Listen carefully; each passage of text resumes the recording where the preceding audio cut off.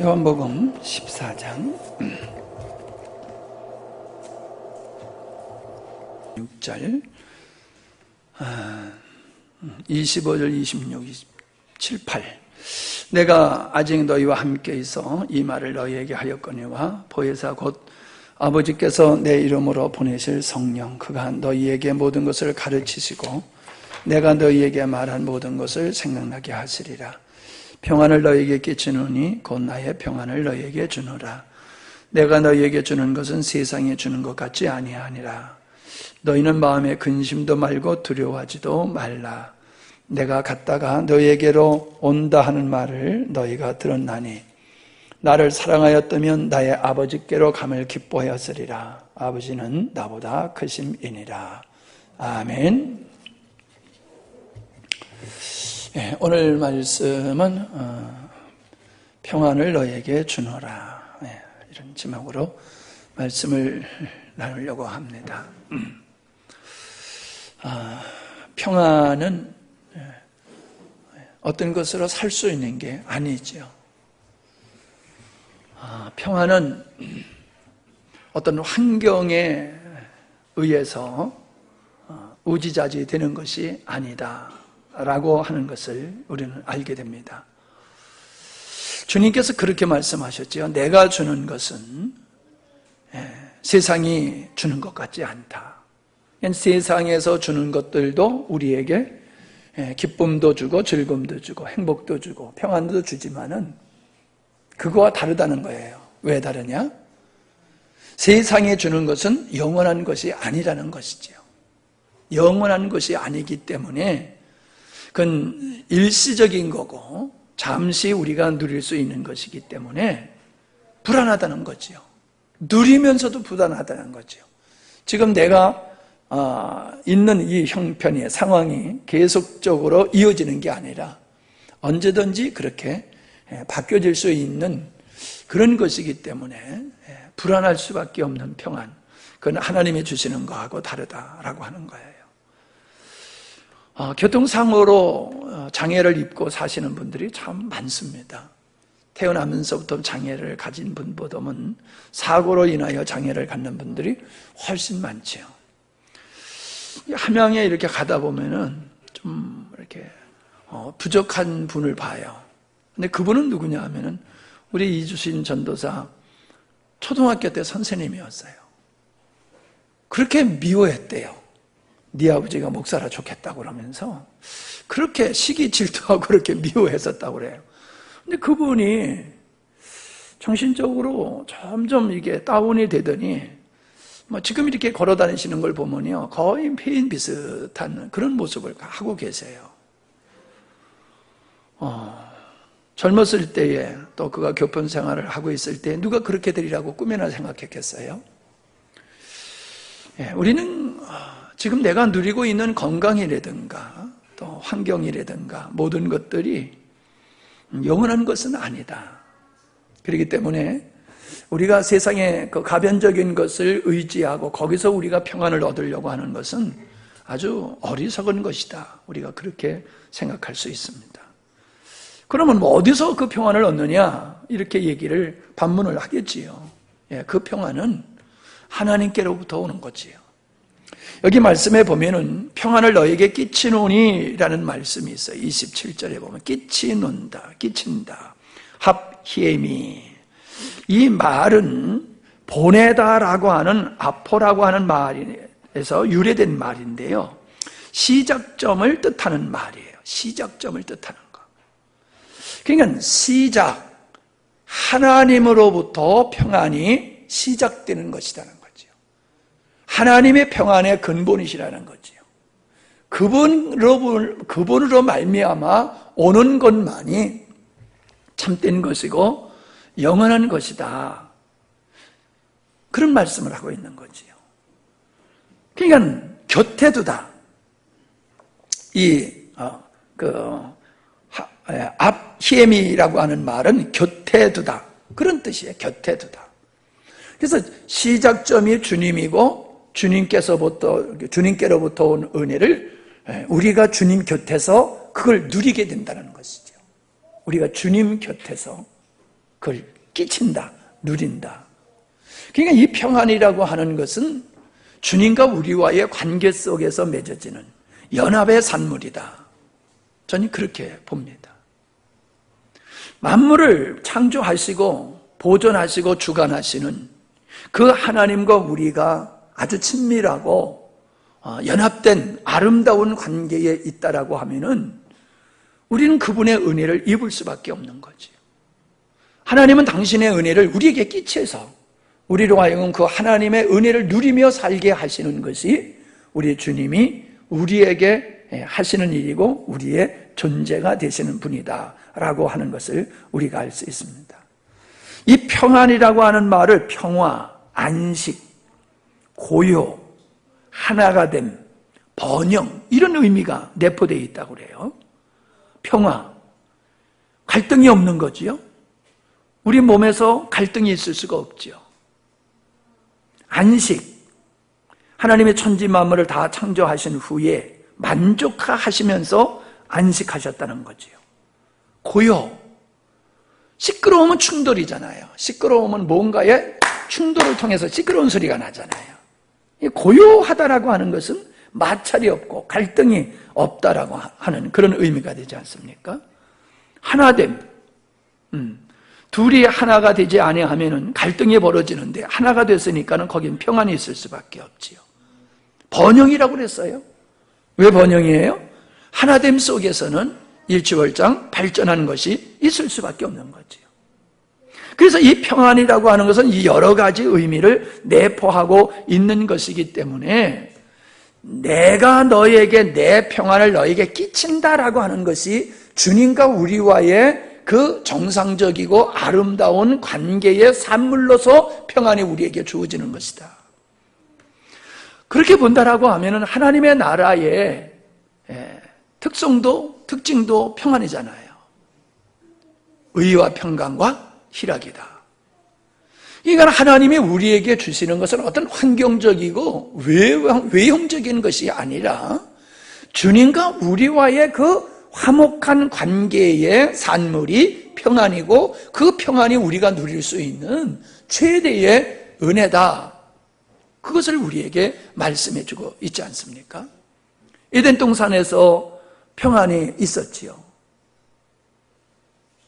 하나님과의 아담이 범죄치 아니하고 하나님과 아담의 관계가 온전한 가운데 있을 때엔 에덴 동산은 그야말로 낙원이었잖아요.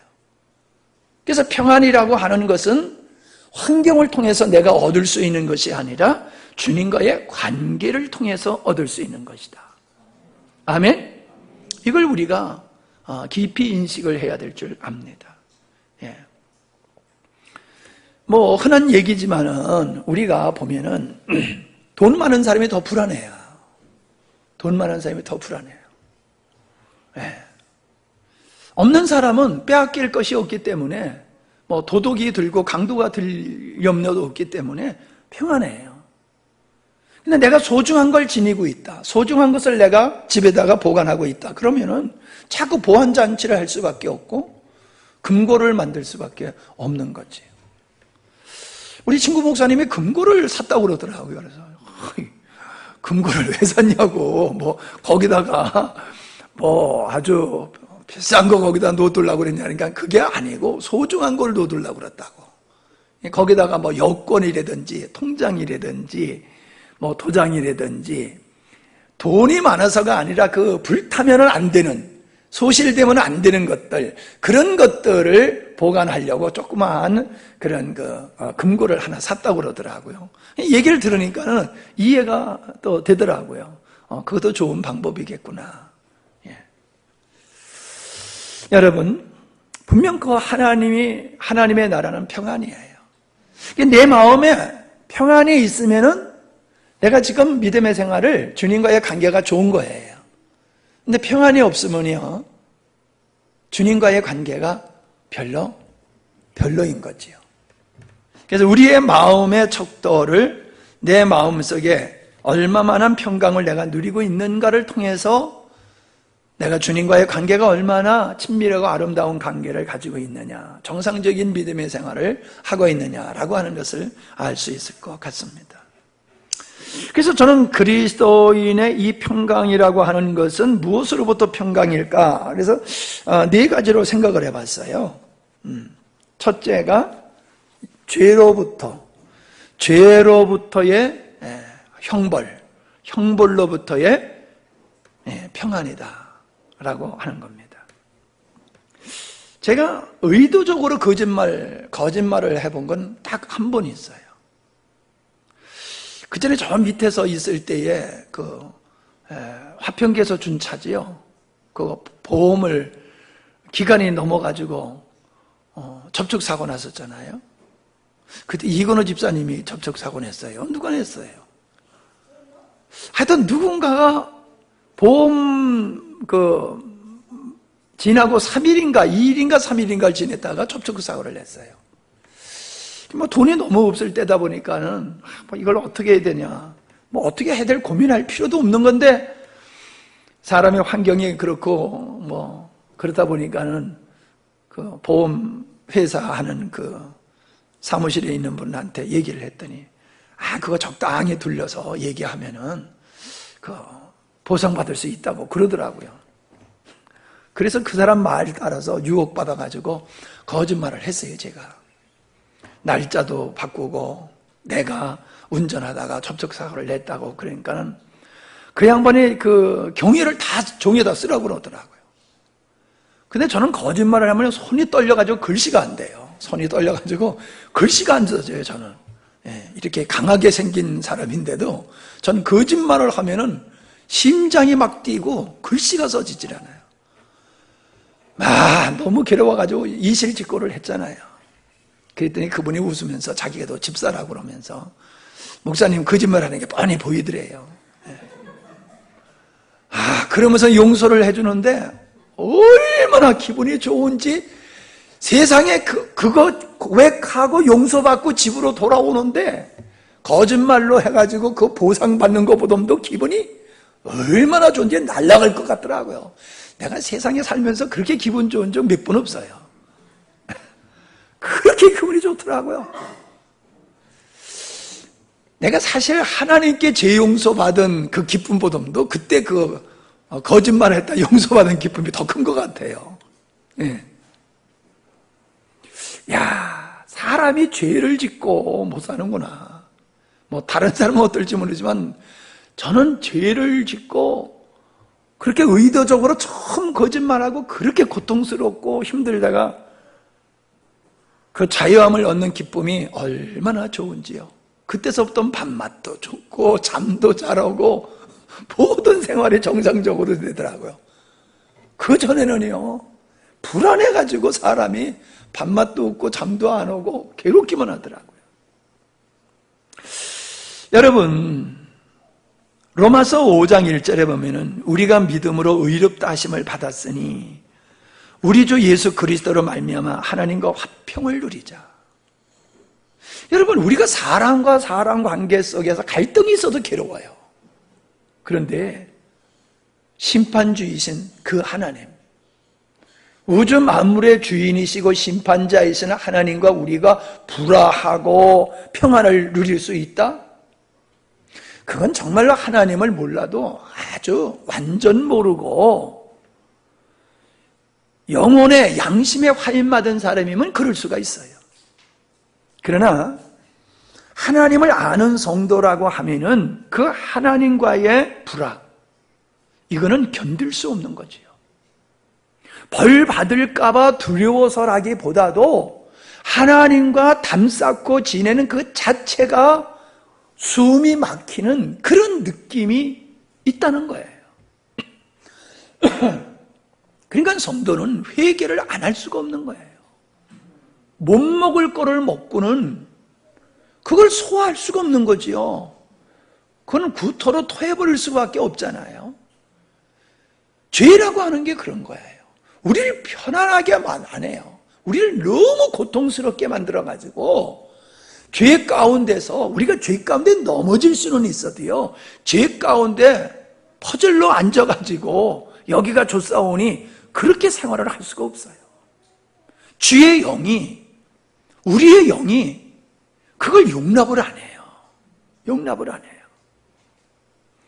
그러니까 우리 성도의 삶이라고 하는 평안은 영원히 형통받을 수밖에 없는 자신의 존재를 깨닫고 그것으로 말미암아 심히 고통스러워하고 괴로워하다가 예수 그리스도의 은혜로 말미암아 내가 죄 사함을 받았다라고 하는 이걸 깨닫게 됐을 때에 그에게 평안이 찾아오는 거예요. 아담이 범죄하고 하나님의 낯을 피하여 숨었잖아요. 그게 뭡니까? 마음의 평안이 깨졌다는 거잖아요. 범죄하고 나니까 평안이 깨져버렸어요. 그 상실한 평안은 하나님과의 관계 회복, 즉 용서라고 하는 걸 통하여 아버지라 아버지 앞에 나갈 수 있는 그 자체를 통해서만이 해결할 수 있는 것이지요. 그래서 우리 성도들이 하나님께로부터 주님께서 우리에게 주시는 평안은 죄 사함의 평안이다. 여러분, 이만큼 큰 것이 없어요. 이거보다 더 큰 것은 없다고 저는 생각을 합니다. 어찌 보면은 빚을 내가 감당할 수 없는 빚을 지고 산다고 생각해 보세요. 우리 빚 지고 살지만 그 정도는 아니잖아요. 예? 평생 갚아도 대를 이어도 못 갚을 빚을 지고 우리가 산다라고 하면은 그 빚의 눌림이라고 하는 것이 얼마나 심각하겠습니까? 절대로 여러분 빚을 져도요, 갚을 수 없는 범위를 벗어나서는 빚을 지지 마세요. 그건 여러분이 꼭 철칙으로 하세요. 내가 빚을 얻어가지고 생활비를 쓰고 유흥비로 쓴다? 그건 안 되는 거예요. 어떤 생산성 있는 것을 위해서 내가 빚을 내가지고 땅을 산다든지 집을 산다든지 뭘 사서 이게 도저히 내가 못 갚게 되면 이걸 팔아버리면 본전은 갚을 수 있을 정도의 빚을 져야지. 요즘 많은 사람들이 생활비를 빚내서 쓰잖아요. 그건 진짜 그냥 빚으로 그대로 남는 겁니다. 또 나라가 또 그걸 갚아줘요. 뭐 내 주변의 사람들이 그런 은혜를 많이 입는 사람을 보니까는 좋긴 좋지만 한편으로 보면은 개과천선을 해야 되는데 나라가 갚아주니까 또 가안이 바깥으로 튀어나와가지고 또 엉터리로 살면 어떡하나, 이제 그런 염려가 생겨요. 뭐 나라가 좀 도와주면 뭐 어떻습니까? 괜찮은 거예요. 근데 문제는 그 버릇을 버리지 못하고 함부로 남의 돈을 무서운 줄 모르고 빚내서 쓰는 그 삶이 지속된다라고 하면은 안 되지 않느냐, 뭐 그런 우려와 염려의 마음이 있습니다. 제가 빚을 참 이 수양관을 빚으로 사가지고 이렇게 해오면서 빚을 다 갚게 된 게 사모님 암 보험 받아가지고 갚았잖아요. 피 같은 돈이잖아요. 피 같은 돈. 그것으로 빚을 갚고 나니까요, 얼마나 마음이 편안한지 몰라요. 정말 안 먹고 살아도 좋을 정도로 마음에 평안이 오더라고요. 자, 그 기분을 가지고 저는 죄사함에 대한 경험을 하면서 우리 성도들이 이 죄사함, 탕감이라고 하는 빚이, 이 은혜가 우리에게 주는 그 평안이 얼마나 크냐 하는 말씀을 나눠봤습니다. 두 번째는 죄를 이기는 평안이다라고 하는 겁니다. 뭐 우리가 늘 나누는 말씀이지만은 우리는 참 자유롭지 못한 것이 이 세상의 죄의 세력으로부터 우리는 언제나 완전히 자유하는 자는 아니라는 거지요. 물론 우리가 자유하는 은혜를 입었지만은 내가 그리스도 안에 거할 때에 죄의 권세로부터 자유하는 것이지, 우리가 하나님을 떠나서 사는 삶을 살면서 죄로부터 자유하는 것은 자유롭게 자연적으로 보장되는 것은 아니지요. 분명코 땅이 공허하고 혼돈하며 흠약이 깊은 데 있을 때에 하나님이 신이 운영하시고 새 창조의 그 창조의 역사가 이루어졌은 것 같이 우리는 우리를 얽매고 있는 세상의 모든 유혹과 죄의 세력으로부터 우리는 위협을 당하고 있다는 거예요. 끊임없이 우리를 위협하는 존재. 우리는 잊어버려도 그는 우리를 잊지 아니하고 끊임없이 우리를 공격하기 위해서 우는 사자와 같이 그렇게 우리를 호시탐탐 노리고 있는 이 죄의 권세로부터 우리가 평화를 누릴 수 있는 것은 인간으로서는 안 된다라고 하는 것입니다. 우리가 에덴 동산에서는 아담과 하와가 갈등이 없었잖아요. 짐승끼리 갈등이 있었습니까? 예. 사자하고 양하고 한데 어울려 살았지만은 사자가 양을 잡아먹는 일은 없었고 독사가 사람의 손을 무는 일은 없었다는 거지요. 모두가 화평한 평안한 상태였었다라고 하는 것을 우리가 알게 됩니다. 근데 죄가 들어오면서부터는 이게 파괴됐지요. 굴종의 평화냐 이런 얘기를 해요. 강도와 싸우면은 평화가 없지만은 강도에 항복해버리면은 평화가 오는데 그 평화는 굴종의 평화라는 거지요. 우리나라가 중국에 조공을 바치면서 평화를 누렸잖아요. 그건 우리나라만 그런 게 아니라 역사를 보면 어느 나라든지 힘이 센 침략하는 나라에게 조공을 바치면서 평화를 보장받았던 것을 우리는 알고 있잖아요. 이건 진정한 평화가 아니라는 거지요. 굴종의 평화는. 근데 어떤 평화가 또 있어요?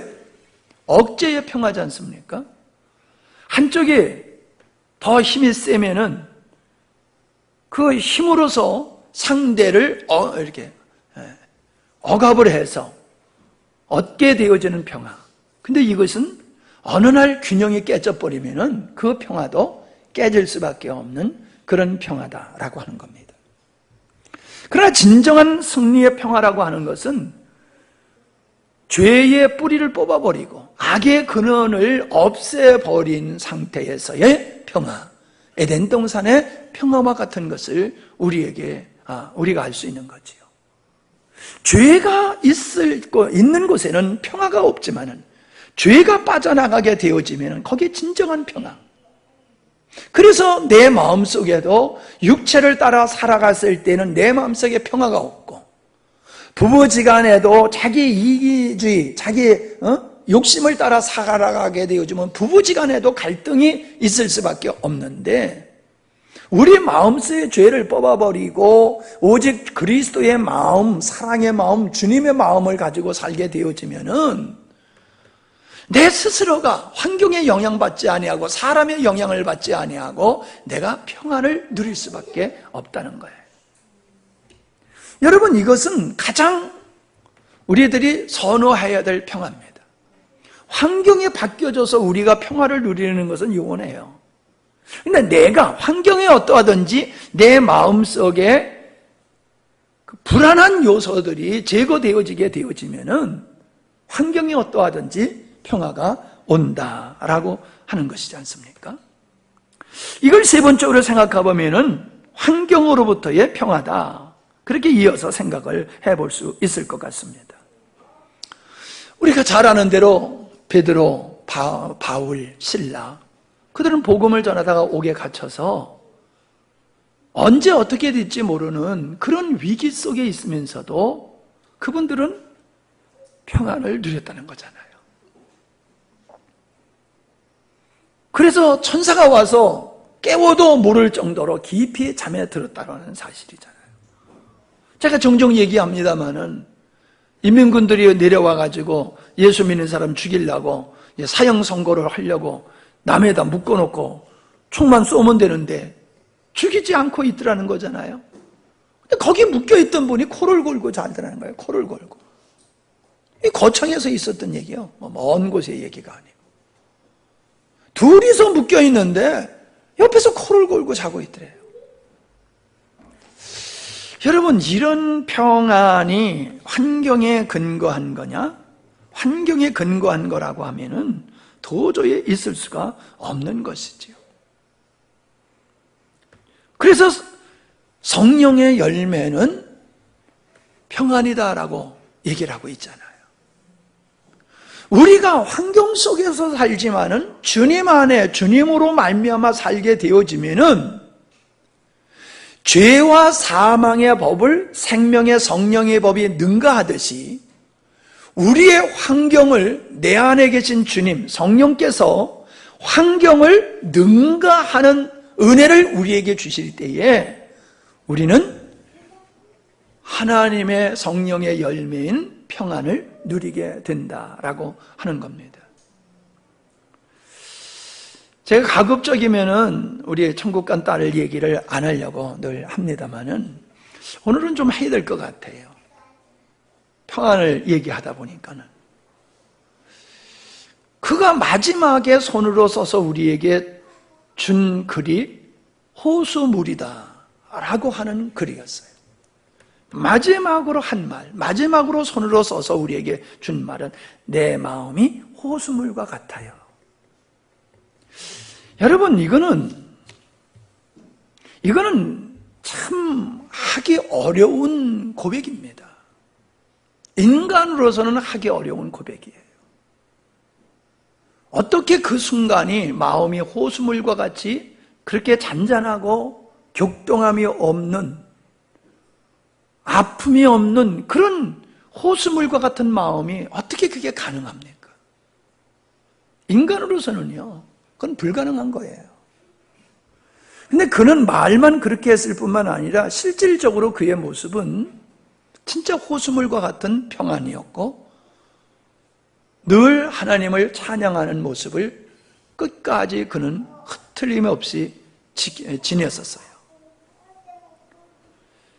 이게 사람의 권면으로 의지로 되는 것이 아니라 주의 영 안에 주님과의 친밀한 관계를 가질 때에 하나님으로부터 그에게 끼쳐진 평안이라고 하는 것입니다.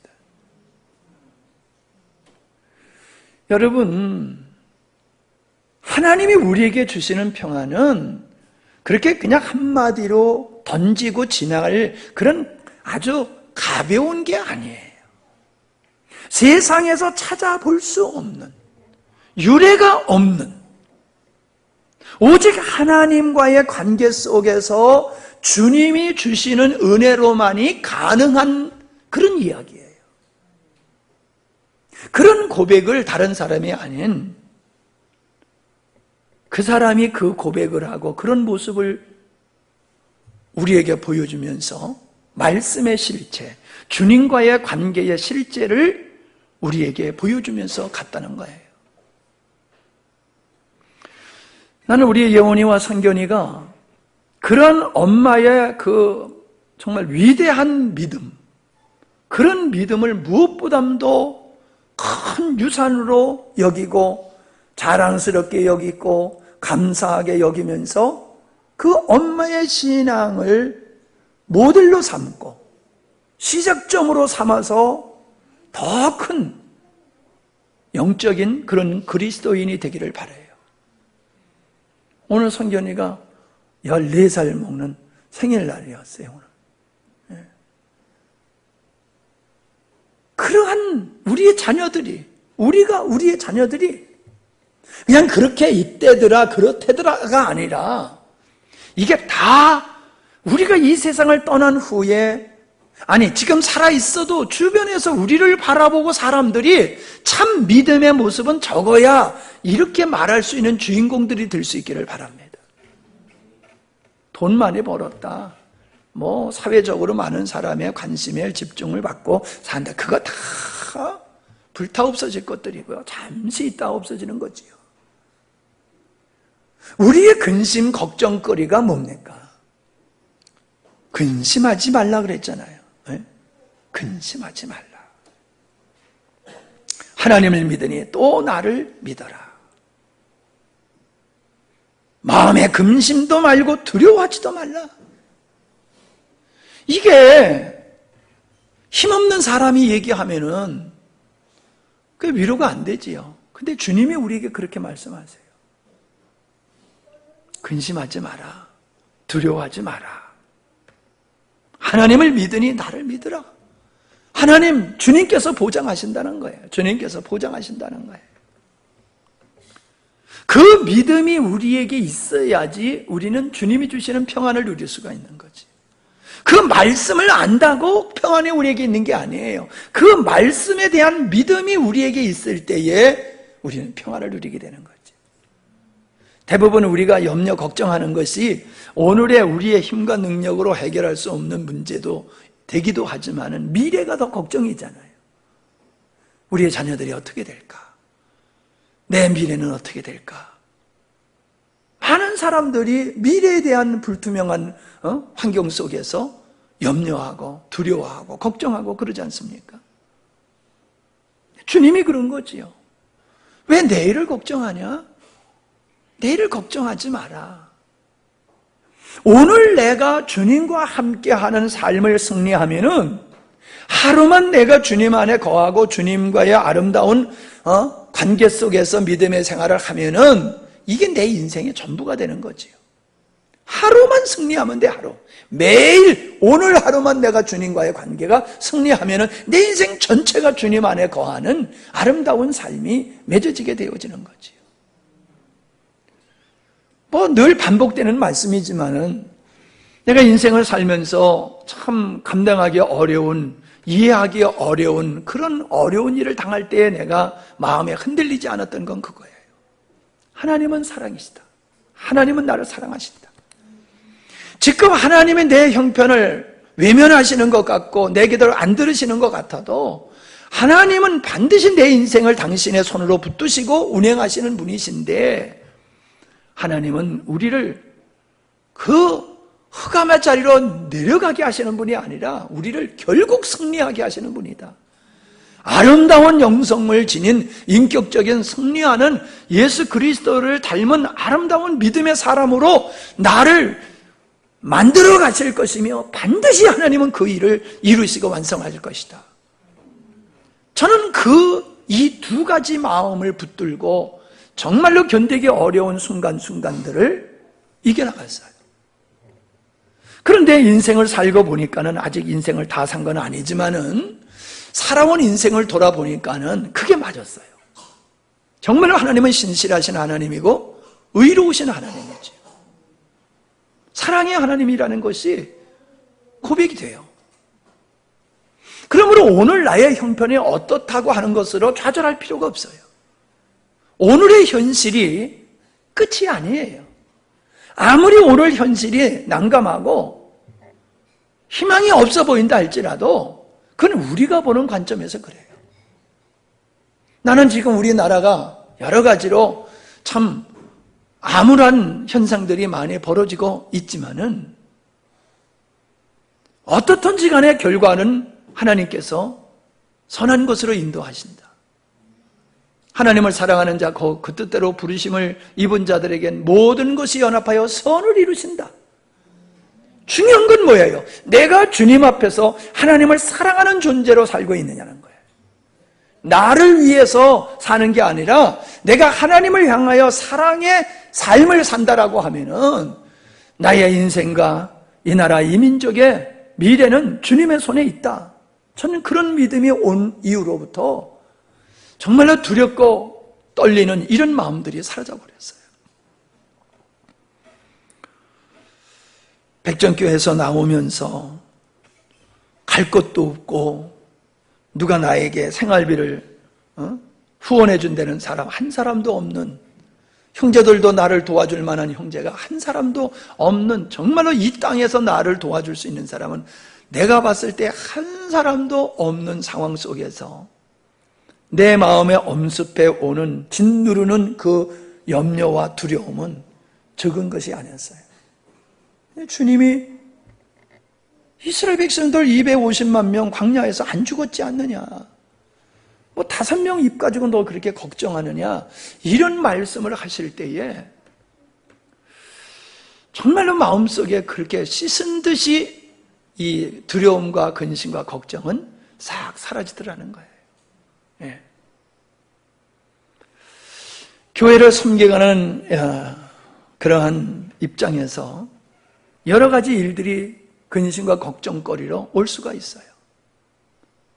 근데 그런 환경적으로 보면은 방법이 없고 참 암담하지만은 하나님께서 우리 교회를 사랑하신다고 하는 것과 그런 하나님의 우리를 사랑하신다라고 하는 그런 상황 속에서 우리에게 벌어지는 모든 일들은 만족해야 하고 감사해야 하는 일이다. 전 그런 마음을 가지고 살고 있습니다. 비록 교회 재정이 부족해가지고 이런 현상들이 나타난다 할지라도 한편으로는 마음이 조금 걱정이 될 때가 이렇게 몰려올 때가 있어요. 그래도 하나님께서 지금까지 우리 교회의 성도들을 지켜주시고 재정을 지켜주신 하나님, 선교까지 할 수 있도록 은혜 주시는 하나님께서 앞으로도 책임져 주신다. 앉아주시면은 그것까지다. 생활비 교회에서 안 나오면은 안 받으면 되는 거다. 하나님이 안 주시는 거니까. 굴물하고 안 주시는 거라 그렇게 믿고 안 받으면 되는 거지 뭐. 이렇게 마음을 먹으니까 얼마나 편안한지 몰라요. 여러분, 근심은 내가 주체가 되는 삶을 살기 때문에 근심하게 되는 겁니다. 우리의 환경을 통해서 보면 근심하지 않을 수 없는 많은 요소들이 있어요. 그러나 내가 주체로 사는 게 아니라 주님을 머리로 삼고 주님의 주권을 인정하고 살아가면은 사단이 우리를 두려움과 근심과 걱정으로 무너뜨리려고 하는데 우리가 넘어지질 않아요. 우리는 승리하게 될 줄로 믿습니다.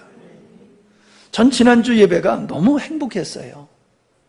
사실 많은 숫자는 아니지만은 정말로 찬양이 얼마나 은혜가 있고 성가대의 찬양이 얼마나 은혜가 있고 말씀에도 은혜가 있고 그 서울서 온 그 집사님이 아이고 여기는 작은 천국 같아요.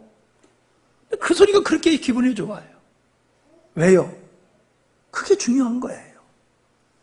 누가 와서 우리의 예배하는 모습, 우리의 삶을 보고 성경적인 어떠함을 발견해야 되고 느껴야 된다는 거예요. 자랑하기 위해서가 아니에요. 그게 정상적이어야 되는 거예요. 그게 정상적인 것이 칭찬으로 오게 되는데 참 이 정상적인 걸 누리지 못하는 것이 오늘 우리들의 현실이기 때문에 너무 안타까워서 우리가 그런 기본적이고 정상적인 믿음의 생활, 믿음의 예배를 드릴 때에 하나님께서 영광 받으시는 거다. 그리고 붙여주신 영혼들에게 은혜를 끼치고 위로와 격려가 되는 거다. 전 그렇게 믿기 때문에 그래요. 엊그저께 사모님하고 우리 성도들에 대한 이야기를 쭉 하다가 전 그런 얘기를 했어요. 참 이슬에 가랑비에 옷 젖듯이 우리 성도들이 점점 이 복음의 깊이가 더해져 간다.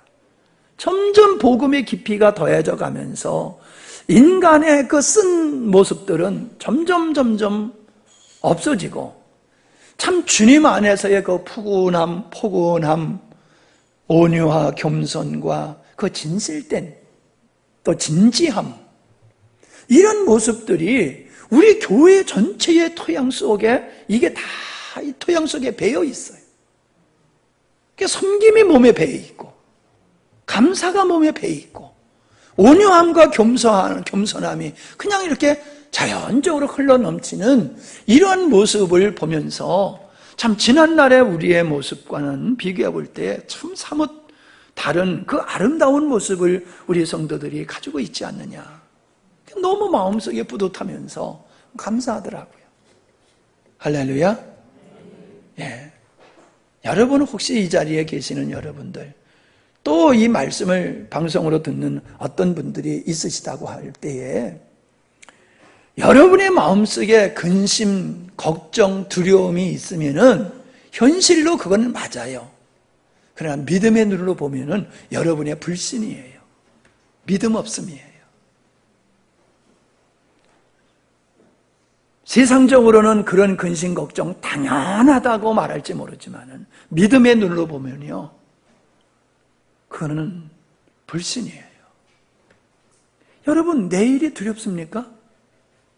전 내일이 걱정이 안 돼요. 왜요? 오늘 나와 함께 하시는 하나님이잖아요. 오늘 나와 함께 하시는 하나님이 여러분은 경험하고 사십니까? 그게 가능해야 돼요. 오늘 나와 함께 하시는 하나님을 경험하고 살면 내일도 함께 하실 거잖아요. 내년에도 함께 하실 거잖아요. 근데 뭘 걱정을 해요? 주님이 주신 대로 먹고 살면 되는 거지요. 주님이 안 주시면 안 먹고 그냥 죽읍시다. 절대로 믿음 생활에다 굶어 죽었다는 사람 못 봤어요. 걱정하지 마세요. 내 마음대로 내 뜻대로 내가 원하는 걸 이루지 못해가지고 그 탐심 때문에 속상해하고 근심하고 걱정하는 거지요. 우리가 얼마나 부자로 삽니까? 우리가 얼마나 잘 먹고 잘 삽니까? 요즘 내가 배를 보면 걱정이 대상 같아요. 왜 이렇게 자꾸 나오는지, 이거 자꾸 나와, 배가 자꾸 나와. 예. 이건 육적인 근심이 아니야. 예. 여러분, 저는 부족하지만은 하나님이 저와 함께 하시고 주님이 저를 인도하고 있다는 것을 늘 감사하면서 삽니다. 그러니까 내일이 걱정이 안 돼요.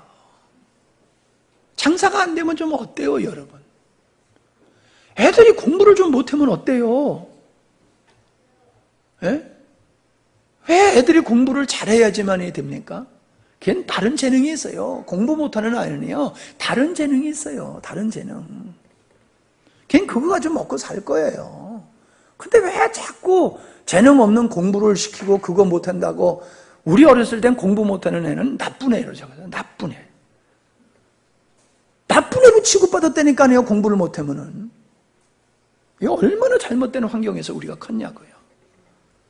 사람은 공부머리가 있고 생활머리가 있고 돈 버는 머리가 있고 운동, 재능 다 달라요. 하나님은 우리를 이 땅에 태어나게 하실 때는 다 그 나름대로 먹고 살 수 있는 재능을 주셨어요. 우리가 근심 걱정해야 될 건 뭐예요? 사람답게 사느냐는 거예요. 하나님의 자녀답게 사느냐, 이게 우리가 관심 가져야 되고 고민할 부분이지, 이게 얼마나 내가 성공할 거냐, 출세할 거냐, 이런 걸 가지고 우리 성도들이 근심 걱정하는 건 부끄러운 겁니다. 돈을 좀 더 벌어야 되겠는데, 좀 장사가 잘 돼야 되겠는데, 쌀이 좀 몇 가마가 더 나와야 되겠는데, 그런 걱정을 하는 건 부끄러운 겁니다. 믿음 없는 거예요. 주님 앞에 나의 삶을 맡기지 못해서 그런 거다. 마귀는 이런 근심 걱정을 가지고 우리를 무너뜨린다는 걸 기억하시고 늘 주님이 주시는 이러한 평강을 누리며 사시는 우리 모두가 되기를 바랍니다. 하나님 아버지 감사합니다. 주님은 우리에게 좋은 환경을 약속하신 것이 아니라 평안을 약속하셨습니다. 그 평안은 믿음으로만 누릴 수 있는 것이고 그것은 가상의 것이 아니라 믿음으로 반응할 때에 실제적으로 우리가 얻고 누릴 수 있는 것임을 압니다. 하나님, 세상이 알지 못하는 평강으로 천국의 삶을 누리게 하시고 사람을 살려내며 하나님의 나라를 확정하는 저희들이 될 수 있기를 사모합니다. 은혜를 베풀어 주신께서 앞으로도 더욱 은혜 위에 은혜를 더하셔서 하나님의 평강으로 주님을 세상에 나타내고 증거하며 주님의 뜻을 이룰 수 있는 주의 자녀들이 되게 해주시옵소서. 이 수요일에도 나오지 못한 영혼들 기억해 주시고 하나님, 먼 여행 중에 있는 그 가정 위에도 평강으로 함께 하셔서 잘 다녀올 수 있도록 은혜 베풀어 주옵소서. 예수님의 이름으로 기도하옵나이다. 아멘.